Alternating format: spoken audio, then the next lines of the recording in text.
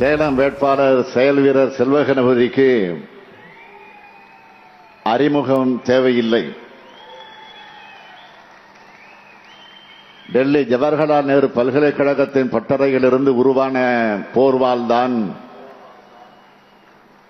இங்க உங்க முன்னாடி இருகரங்கூப்பி வாக்கு கேட்கிற நம்ம செல்வகணபதி அவர்கள். சேலத்தில் எப்படி அவர் குரல் உறுதியாக ஒலிக்குதோ அதே மாதிரி நாடாளுமன்றத்திலும் ஒலிக்க வேண்டும். அதற்கு செல்வகணபதி அவர்களுக்கு உதயசூரியன் சின்னத்தில் பெருவாரியான வாக்குகளை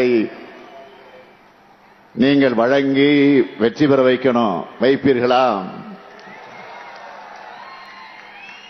கொஞ்சம் சவுண்டா. அதேபோல் கள்ளக்குறிச்சி கழக வேட்பாளர் மலையரசன் கழகத்தோட அடிமட்ட தொண்டர்களில் ஒருவர், ஒன்றிய செயலாளரான இவர் தன்னுடைய சொந்த கிராமமான சிறுநாகலூர் ஊராட்சி மன்ற தலைவராக 2 முறை இருந்தவர். மாவட்ட பிரதிநிதியாகவும் செயல்பட்டவர். இந்த மக்கள் தொண்டரையும் மக்களவைக்கு அனுப்பி வையுங்க. வெற்றி வேட்பாளர் மலையரசன் அவர்களுக்கு உதயசூரியன் சின்னத்தில் வாக்களிக்கணும்னு கேட்கிறேன். வேட்பாளர் நமக்கு வருங்க. கிடைச்ச உங்களுடைய முகங்களை பார்க்கிறப்போ இவங்களோட மாபெரும் வெற்றிதான் என்னுடைய கண்ணுக்கு தெரியுது. அந்த நம்பிக்கை பிறக்க இன்னொரு முக்கிய காரணம்,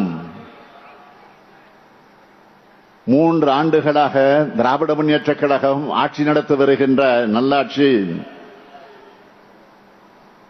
தமிழ்நாட்டில் நடக்கும் உண்மையான மக்களாட்சி. ஏன் உண்மையான மக்களாட்சின்னு சொல்றேன்னா,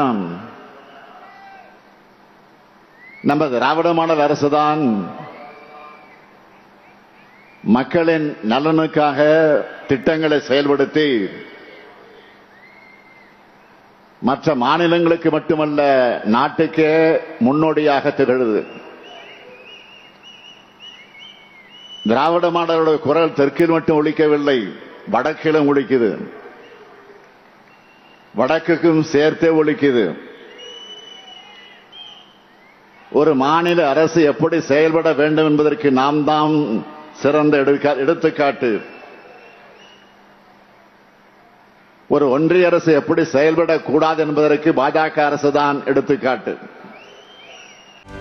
செய்திகளை உடனுக்குடனும் துல்லியமாகவும் தெரிந்து கொள்ள சப்ஸ்கிரைப் பண்ணுங்க.